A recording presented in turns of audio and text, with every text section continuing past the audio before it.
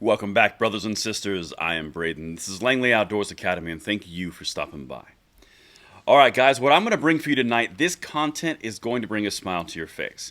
We're going to look at the governor's debate in Texas. Now, before you get too bored, we're talking about Greg Abbott delivering truth bombs on top of Beto O'Rourke. This is incredibly important because it revolves around the 2A.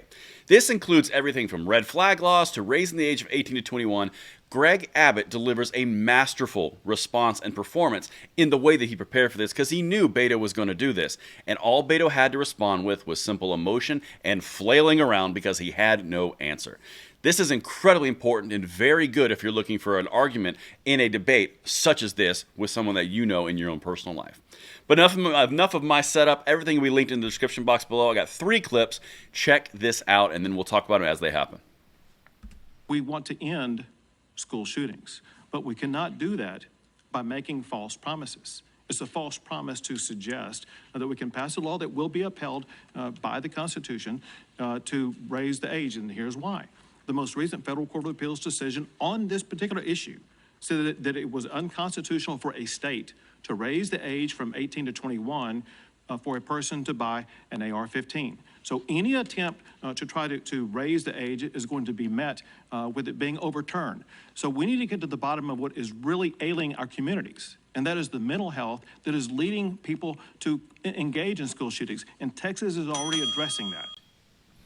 That is a very strong answer. It doesn't matter what you do and what laws you pass. It's judicially viewed as unconstitutional. There's examples that just passed in Texas recently that allow 18 to 20-year-olds to have their constitutional rights. I know, weird. There are bans, AR bans in Colorado on mags and ARs that have been held underneath, hold on a second, you can't do that, it's unconstitutional, pending further review. You've got new ban law challenges that are happening in Connecticut as of yesterday. This is incredibly important because as we go further down this road, this is how you have this debate. You can change the laws from 18 to 21 all you want, but they're still unconstitutional to be struck down by pending and existing decisions. And Abbott did a really good job of referencing current state of affairs.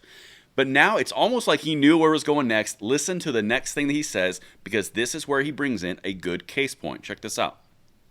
Governor, take 15 seconds to answer this. You're a former attorney general. You've never shied away from a legal fight. Are you against this proposal because you feel like it's unconstitutional, or you believe that it's unnecessary? You personally believe that it's unnecessary? Purely from a legal position, based upon what that Court of Appeals decision ruled, and importantly, based upon what the Supreme Court decision said in a June opinion that changed the way that Parkland case was determined. I know how the Parkland case was determined. Florida is going to have its law overturned because of this new Supreme Court decision. Thank you, Governor. Again, reinforces his exact point. When he was talking, he was questioned by the moderator about Parkland in Florida. He even goes into not only the most recent appeals decision, he references the Bruin decision from June. This is going to be overturned in Florida. That is the sitting governor of Texas saying this is going to happen in Florida. Why would you do it in Texas? We've got to get to the real root cause of the issue. Masterful response because it's based, in fact, Beto had nothing. I'm not even going to show you what he said because he just went to emotion and rhetoric. But now this last piece, this is what I'll show you about red flag laws and due process. He hit the ball out of the park on this one because it was a setup. Listen to the setup from the moderator, and then we're going to talk about it. About that quote, I would not support a red flag law that would take guns away from people without due process. Now, a lot has happened in those 4 years. Are you open to implementing red flag laws today? You have 30 seconds. Well, let me tell you what I support and I don't support. What I support is making it a felony for someone to lie on a background check. I signed that into law last year. I approve of expanding background checks to include juvenile records. Also approve of making it a crime for criminal gangs to buy or to possess a gun.